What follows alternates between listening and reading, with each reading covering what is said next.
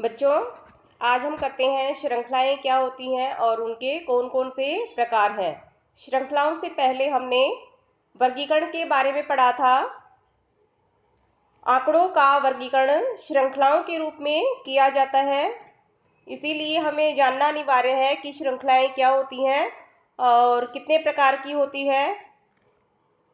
तो देखिए, श्रृंखलाएं क्या है। श्रृंखलाओं से अभिप्राय उन आंकड़ों से है जिन्हें किसी क्रम या विशेषता के आधार पर प्रस्तुत किया जाता है। एक एग्जाम्पल लेते हैं। मान लो 11th क्लास के विद्यार्थी हैं जिन्होंने हिंदी में अंक प्राप्त किए हैं, तो उनको रोल नंबर के अकॉर्डिंग बढ़ते हुए या घटते हुए क्रम में लिखते हैं। तो यह श्रृंखला का एक रूप है। आपने एक साइड रोल नंबर ले लिया है और एक तरफ मार्क्स ले लिए हैं बच्चों के, देखिए। और मार्क्स आप 100 में से दिखा रहे हैं, जितने में से भी दिखा रहे हैं वो आप यहाँ शो कर सकते हैं। तो इस तरह से प्रेजेंट करना श्रृंखला का रूप है, इसको श्रृंखला कहा जाएगा। अब श्रृंखलाएं कितने प्रकार की होती हैं उनके बारे में पढ़ेंगे। देखिए, श्रृंखलाओं के दो प्रकार हैं, व्यक्तिगत श्रृंखला और आवर्ती श्रृंखला, इंडिविजुअल सीरीज और फ्रीक्वेंसी सीरीज। आवर्ती श्रृंखला के फिर से दो भाग हैं, विविक्त श्रृंखला या आवर्ती व्यू, और दूसरा है आवर्ती वितरण या सतत श्रृंखला। अब इनके बारे में डिटेल से पढ़ेंगे।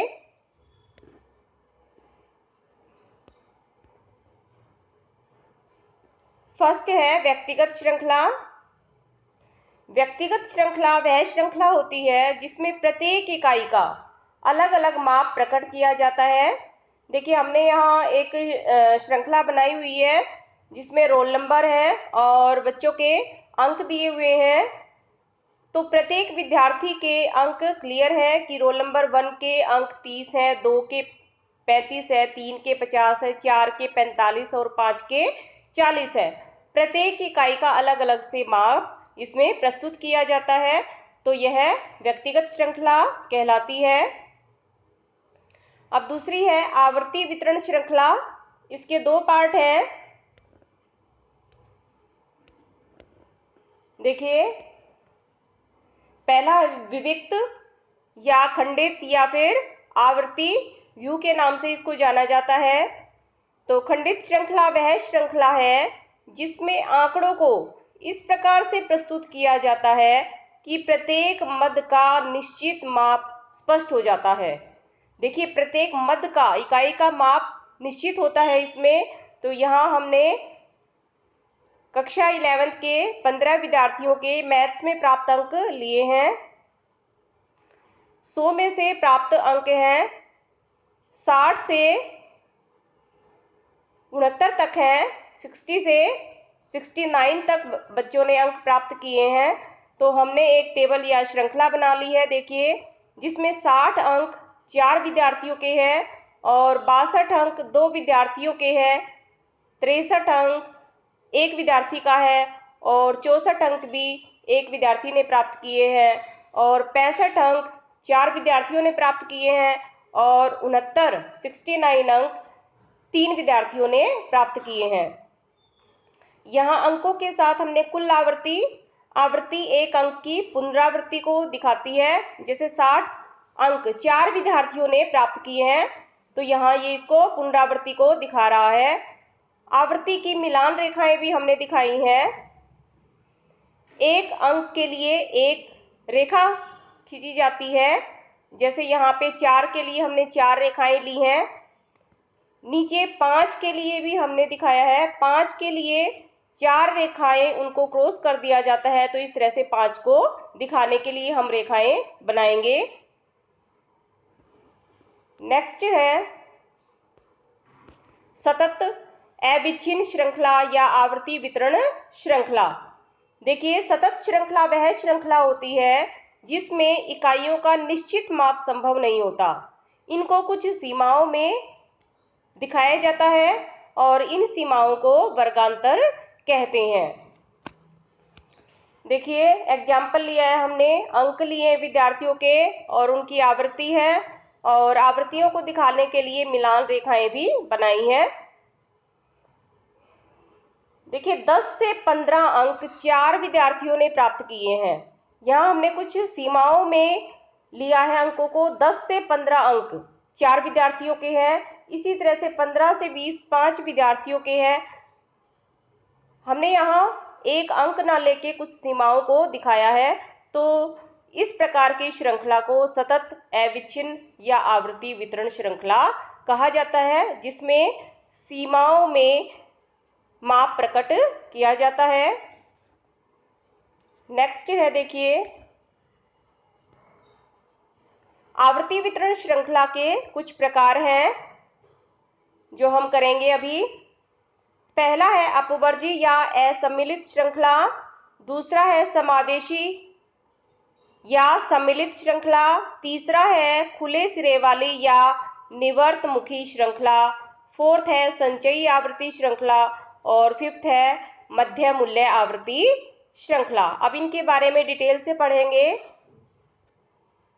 पहली है अपवर्जी या असम्मिलित श्रृंखला। तो देखिए कौन सी होती है। अपवर्जी श्रृंखला वह श्रृंखला होती है जिसमें एक वर्ग की ऊपरी सीमा और दूसरे वर्ग की निचली सीमा होती है। तो देखिए इसका एग्जाम्पल है एक, उससे अच्छे से समझ आ जाएगा। विद्यार्थियों के अंक दिए हुए हैं और उनकी आवृत्तियां दी हुई हैं। अंक 10 से 15 है, 15 से 20 है। 10 से 15 का एक वर्ग है जिसमें 10 को हम निचली सीमा कहते हैं और 15 को हम ऊपरी सीमा। इसी तरह से अगले वर्ग में 15 निचली सीमा में आ जाएगा और 20 ऊपरी सीमा में। तो इस तरह से वर्ग की ऊपरी और निचली सीमा होती है।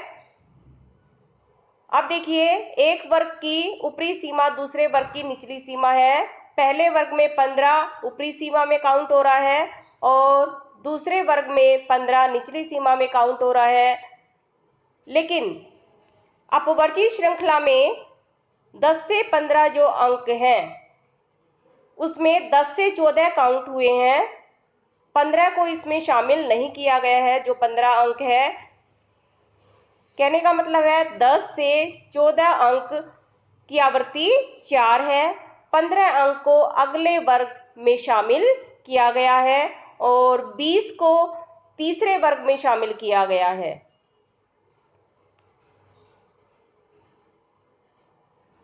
तो इस तरह से अपवर्जी श्रृंखला में एक वर्ग की ऊपरी सीमा दूसरे वर्ग की निचली सीमा होती है। सेकंड है समावेशी या सम्मिलित श्रृंखला। देखिए समावेशी श्रृंखला वह श्रृंखला है जिसमें किसी वर्ग की सभी आवृत्तियां उसमें शामिल होती हैं और एक वर्ग की ऊपरी सीमा का मूल्य भी उसी में शामिल होता है। यहाँ हमने विद्यार्थियों के अंक और उनकी आवृत्तियां ली हैं। देखिए यहाँ पहला वर्ग है 10 से 14, तो 10 से 14 के सभी अंक 4 जो विद्यार्थी उन्होंने प्राप्त किए हैं, जबकि अपवर्जी में 10 से 15 पहले वर्ग में हमने दिखाया था, लेकिन वहां 10 से 14 अंक 4 विद्यार्थियों ने प्राप्त किए थे, 15 अंक अगले वर्ग की सीमा में काउंट होता है। समावेशी श्रृंखला के बाद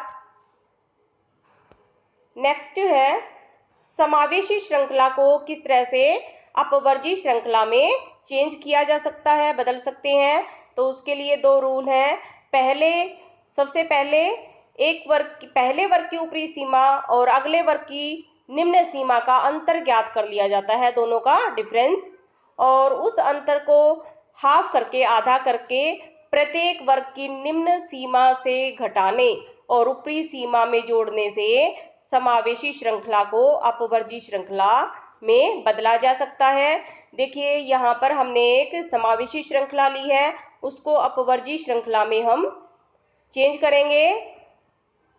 समावेशी श्रृंखला में पहला वर्ग 10 से 14 का है, दूसरा 15 से 19 है, फिर 20 से 24, उसके बाद 25 से 29 और लास्ट है 30 से 34।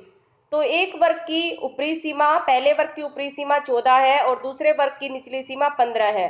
दोनों का डिफरेंस 1 है, 1 का आधा 0.5 है। तो प्रत्येक वर्ग की निम्न सीमा में 0.5 को माइनस करके और ऊपरी सीमा में 0.5 को जोड़कर हम इस तरह से वर्ग निकाल लेते हैं, तो अपवर्जी श्रृंखला हमें प्राप्त हो जाती है। नेक्स्ट है खुले सिरे वाली या निवर्तमुखी श्रृंखला। खुले सिरे वाली श्रृंखला वह श्रृंखला होती है बच्चों जिसमें प्रथम वर्ग की निम्न सीमा और अंतिम वर्ग की उच्च सीमा नहीं दी हुई होती है। प्रथम वर्ग की निचली सीमा के स्थान पर से कम लिखा हुआ होता है और अंतिम वर्ग की ऊपरी सीमा के स्थान पर से अधिक लिखा होता है। तो देखिए यहाँ पर एक हमने एग्जाम्पल लिया है जिसमें अंक और उनकी आवृत्तियां दी हुई हैं। देखिए 5 से कम अंक एक विद्यार्थी के हैं, 5 से 10 3, 10 से 15 4 और 15 से 20 6, लास्ट में 20 से अधिक अंक प्राप्त करने वाला एक विद्यार्थी है। तो इस तरह से प्रेजेंट करने वाली श्रृंखला खुले सिरे वाली श्रृंखला होती है। नेक्स्ट है संचयी आवर्ती श्रृंखला। संचयी आवर्ती श्रृंखला जिसमें आवृत्तियों को संचय यानी कि जोड़ लिया जाता है, अलग अलग नहीं रखा जाता है। तो एक एग्जाम्पल लेते हैं हम समझाने के लिए इसको। यहाँ एक श्रृंखला ली है हमने सिंपल, उसको हम संचयी आवर्ती श्रृंखला में चेंज करते हैं। देखिए से कम और से अधिक दोनों तरीके से आप संचयी आवृत्ति बना सकते हैं। पहले से कम से बनाते हैं संचयी आवृत्ति। देखिए ऊपर जो श्रृंखला दी हुई है वहाँ 5 से 10, 10 से 15 इस तरह से वर्गांतर दिए हुए हैं। इनको हम से कम विधि से करते हैं जिसमें 10 से कम अंक प्राप्त करने वाले कितने विद्यार्थी है वो लिखेंगे पहले, तो वो 3 है। उसके बाद 15 से कम, उसमें 3 और 8 दोनों को जोड़ लेंगे क्योंकि 15 से कम अंक प्राप्त करने वाले पहले दोनों वर्गों के विद्यार्थी इसमें आ जाएंगे। इसी तरह से हम करते चले जाएंगे। 20 से कम में 11 प्लस 9 20 विद्यार्थी और 25 से कम में 24 विद्यार्थी और 30 से कम में 28 विद्यार्थी आ जाएंगे। अब से अधिक विधि के अंतर्गत देखिए पहले हम 5 से अधिक अंक प्राप्त करने वाले विद्यार्थी लेते हैं, तो सभी विद्यार्थी इसमें काउंट हो जाएंगे। टोटल 28 विद्यार्थी है तो 28 आ जाएगा यहाँ पर। अब 10 से अधिक अंक प्राप्त करने वाले विद्यार्थी हैं 28 माइनस 3, क्योंकि 3 विद्यार्थियों के अंक 10 से कम है तो यहाँ 25 आ जाएगा। इसी तरह से 15 से अधिक अंक प्राप्त करने वाले विद्यार्थी 25 माइनस 8 17 और 20 से अधिक अंक प्राप्त करने वाले 8 और 25 से अधिक अंक प्राप्त करने वाले विद्यार्थी 4 हैं। तो इस तरह से आवृत्तियों को संचय जोड़ लिया जाता है। नेक्स्ट है मध्य मूल्य आवृत्ति श्रृंखला। देखिए मध्य मूल्य आवृत्ति श्रृंखला वह श्रृंखला है जिसमें वर्गांतरों के केवल मध्य मूल्य और उनकी आवृत्तियां दी हुई होती हैं। यहाँ एक एग्जाम्पल लिया हुआ है। देखिए मध्य मूल्य है श्रृंखला में और उनकी आवृत्तियां दी हुई है। आप मध्य मूल्य से वर्गांतर वाली श्रृंखला भी बना सकते हैं। देखिए हमने मध्य मूल्य और आवृत्तियां ले ली हैं। अब इनके वर्ग बनाने के लिए एक फॉर्मूला है। निचली सीमा को कैसे निकालेंगे और वर्ग की ऊपरी सीमा को कैसे निकालेंगे। निचली सीमा को निकालने के लिए m मध्य मूल्य माइनस 1/2 और i वर्ग विस्तार को बताता है। देखिए वर्ग विस्तार जो निचली और ऊपरी सीमा का अंतर है 15 और 5 का गैप 10 है। इसी तरह से 25 और 15 का गैप 10 है। तो ये जो गैप है वो वर्ग विस्तार है। अब फॉर्मूले से में वैल्यू को पुट करके निचली और ऊपरी सीमा को ज्ञात कर सकते हैं। देखिए पहले वर्ग की निचली सीमा 0 है और ऊपरी सीमा 10 है। तो पहले हम 0 को कैसे निकाला है वो देखते हैं। m 5 है। यहाँ प्रक्रिया में हमने इसको निकाल के दिखाया है। m यहाँ 5 है, -10/2, तो ये 0 वैल्यू आ जाएगी निचली सीमा। और इसी तरह से L2 ऊपरी सीमा को निकाल सकते हैं आप, 5 + 10/2, तो ये 10 आ जाएगी ऊपरी सीमा। इसी तरह से बाकी हम निचली और ऊपरी सीमाएं भी वर्गों की निकाल सकते हैं इस फॉर्मूले से। तो इस तरह से आज का ये हमारा टॉपिक कंप्लीट हो गया है।